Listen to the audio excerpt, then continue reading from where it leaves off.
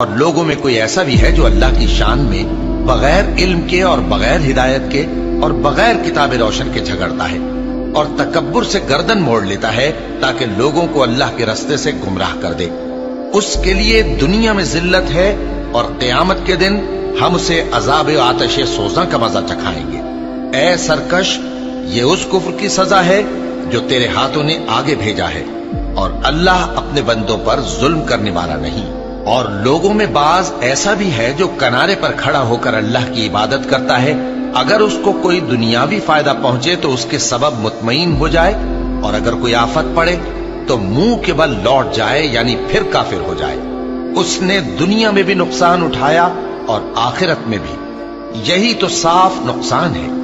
یہ اللہ کے سوا ایسی چیز کو پکارتا ہے جو نہ اسے نقصان پہنچائے اور نہ فائدہ دے سکے، یہی تو پرلے درجے کی گمراہی ہے۔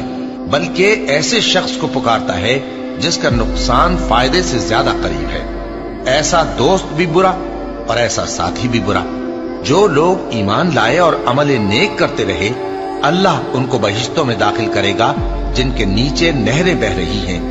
کچھ شک نہیں کہ اللہ جو چاہتا ہے کرتا ہے۔ جو شخص یہ گمان کرتا ہو کہ اللہ اس کو دنیا اور آخرت میں مدد نہیں دے گا، تو اس کو چاہیے کہ اوپر کی طرف یعنی اپنے گھر کی چھت میں ایک رسی باندھے، پھر اس سے اپنا گلا گھونٹ لے، پھر دیکھے کہ آیا یہ تدبیر اس کے غصے کو دور کر دیتی ہے۔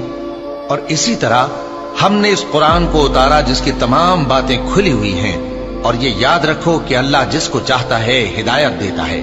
جو لوگ مومن یعنی مسلمان ہیں اور جو یہودی ہیں اور ستارہ پرست اور عیسائی اور مجوسی اور مشرک، اللہ ان سب میں قیامت کے دن فیصلہ کر دے گا۔ بے شک اللہ ہر چیز سے باخبر ہے۔